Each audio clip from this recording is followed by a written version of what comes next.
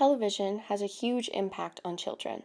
It can influence the way they think, the way they act, and even their relationships. In a 2017 study, U.S. children 8 years old and younger watched 2 hours of TV daily. Kids 8 to 12 watch 6 hours, with 62% of them watching daily. And teens watched 9 hours, with 58% of them watching daily. Cultivation theory states that TV is a source of social information for frequent viewers.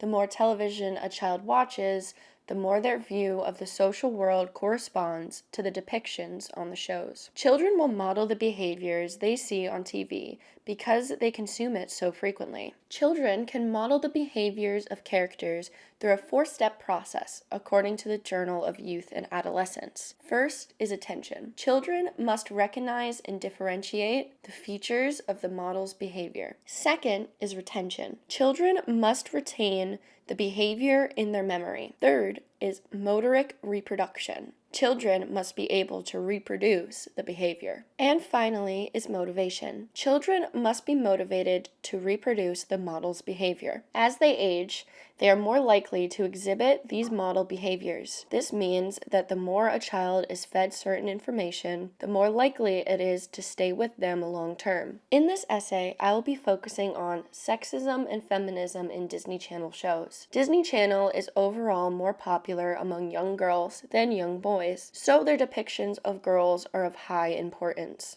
Section 1.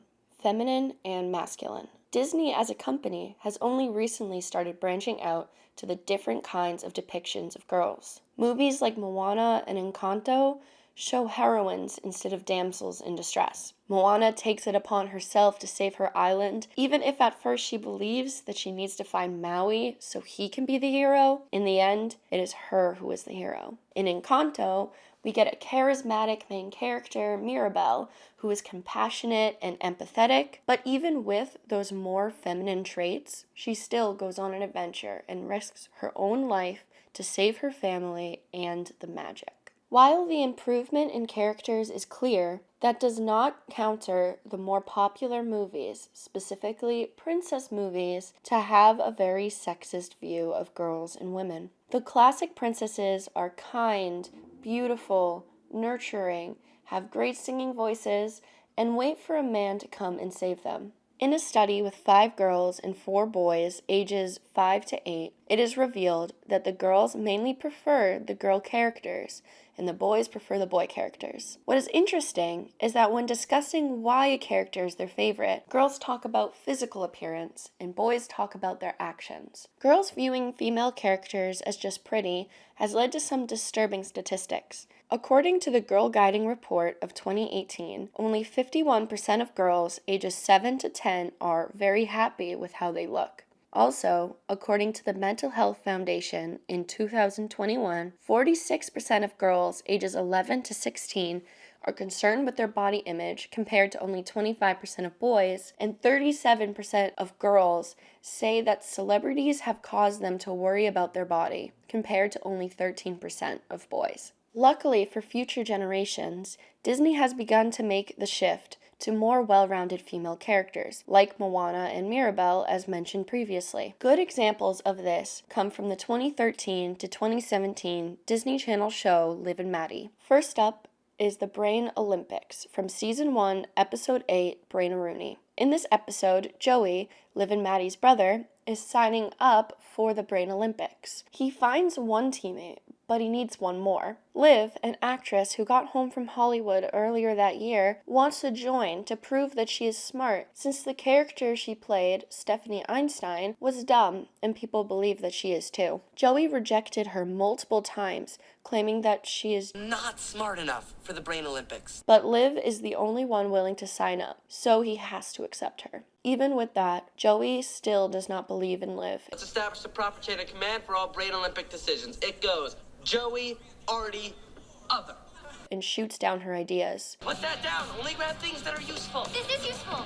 Not for the machine I have planned in my head. What about the machine I have planned in my head? Other doesn't plan machines. So, they decide to make separate machines instead, leading to this. I just really can't figure out how to trigger the last stage. We can use our device as a trigger. let's team up again. I don't know, Joey. Are you, smart enough? Whoa! Smarty burn! Yeah, I had that one coming. Liv, come on. You are more than smart enough. But let's win this thing together. Fine. Yeah!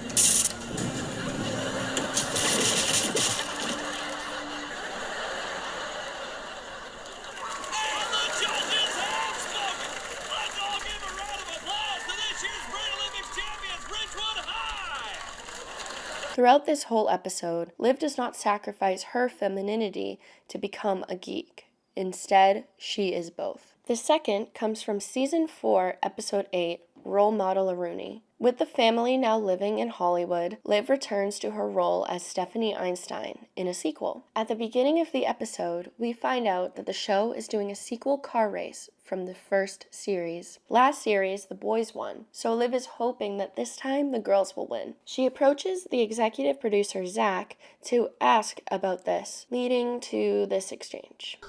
No! Get this! The boys win again! Solidifying their domination! Boys 12 to 16, gonna be stoked.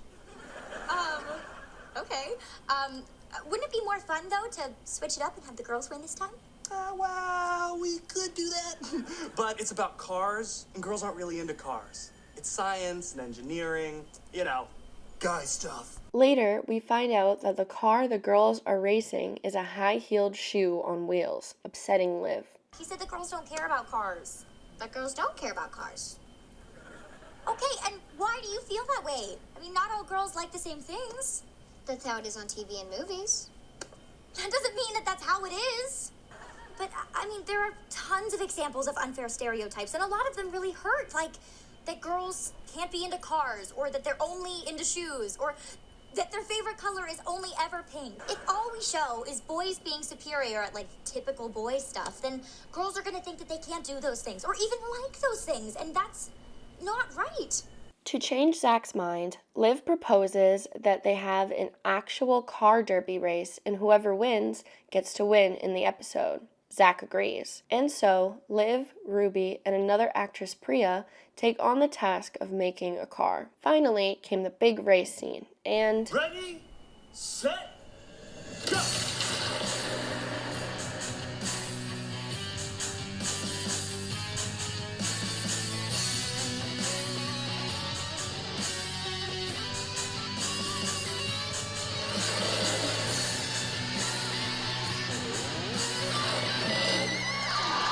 This episode is such a great way to show that girls and boys can like the same things and to help break down stereotypes. Section 2. Sexism. Sexism is when people believe that one sex, mainly male, is better than the other. Sexism is very harmful to women, as it tells them that they are bad at basically everything except for domestic activities, childcare, cleaning, etc. It is especially harmful to girls and young women, as just experiencing sexism increases their likelihood of having clinical depression by 5 times. Women can experience sexism anywhere, at work, at school, and even just walking down the street. Disney Channel has taken to addressing sexism a few different times, once in the show Casey Undercover, and another in Liv and Maddie. According to the article, The Impact of Gender Stereotypes on Children from Think or Blue, 51% of career choices are influenced by gender stereotypes. In Casey Undercover's episode, Under Construction, from Season 3, Disney Channel explores this sexism in the workplace. Casey is a teenage undercover spy who is sent on a mission in this episode and is stationed at a construction site. There's only one other woman that works there, and the men, well... Oops. Sorry, new guy. As her mission continues, the men are repeatedly picking on her. When the boss gets involved, the men band together, and the other woman, Crystal, does nothing. Ooh, Leave me out of this. Crystal doing nothing shows that she is completely used to it and has just given up defending herself. This is backed up when Crystal explains to Casey, Your whole life you've been told that girls can do anything and we're all equal, but guess what? In the real world, it doesn't always work that way. At the end of the episode, the evil opposing spies plant a device that melts brains in the construction site. While Roy, the main bully, is trapped in the elevator, he soon learns that women can do more than he thought.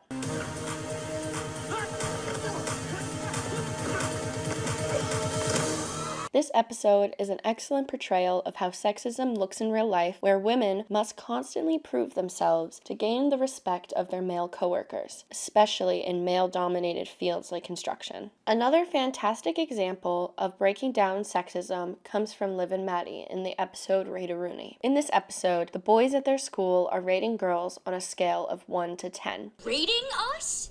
That is so beyond not okay. Who started that list? Todd Stetson and his entourage.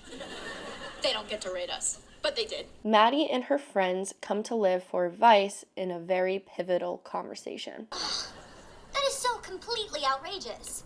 I mean, you can't just go around rating girls like we're objects. I feel like everywhere I turn these days, someone's telling girls who we're supposed to be. Yeah, anytime I pick up a magazine, I feel like I'm no good if I don't look like those girls. And I don't look like those girls. Since I was little, boys would tease me for liking science instead of girl stuff. But science is girl stuff. I mean, what girl doesn't like a good Bunsen burner? You know what I hate? When some guy comes up to me and is like, hey, you're really good at basketball, you know, for a girl. Like what, that's supposed to be some kind of compliment? We have to get back to Todd Stetson. You know what, Maddie? You're right. And we can take his rating system down. I mean, it only has power if we buy into it, right? After a failed attempt to make them stop, Maddie's best friend Willow begins to conform to the societal norms to raise her rating. Fed up, Liv decides to make a song called What a Girl Is, using her fame as an actress to make a difference. On a scale from 1 to 10, I am perfect like I am. I don't need your number. I don't need your number. And these stupid magazines want me to change my everything. They don't even matter. They're not taking my power.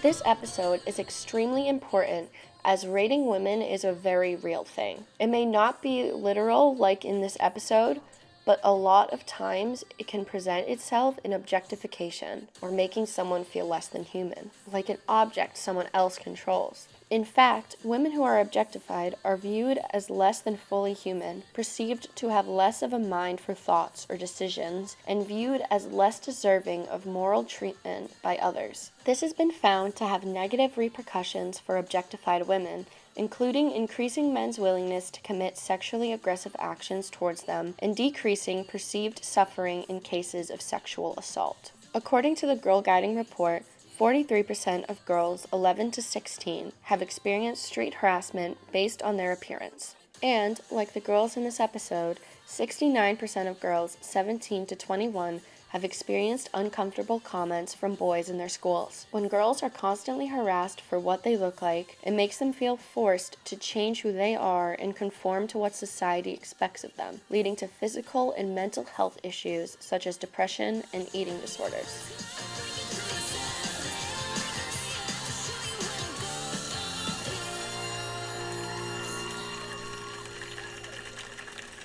Section 3. Toxic relationships. Disney Channel loves its toxic relationships. In far too many shows, there are horrible ones, like the on-again, off-again ones, Maddie and Diggy, Austin and Ally, Riley and Lucas, Teddy and Spencer, where they break up but eventually get back together. Maddie and Diggy had broken up due to disagreements about having a long-distance relationship. Diggy sees a picture of Maddie and her new boyfriend Josh online while he's in Australia and decides to get on the next plane home to pressure Maddie into choosing between them. With pressure from Diggy and Liv, Maddie chooses Diggy, and they get back together.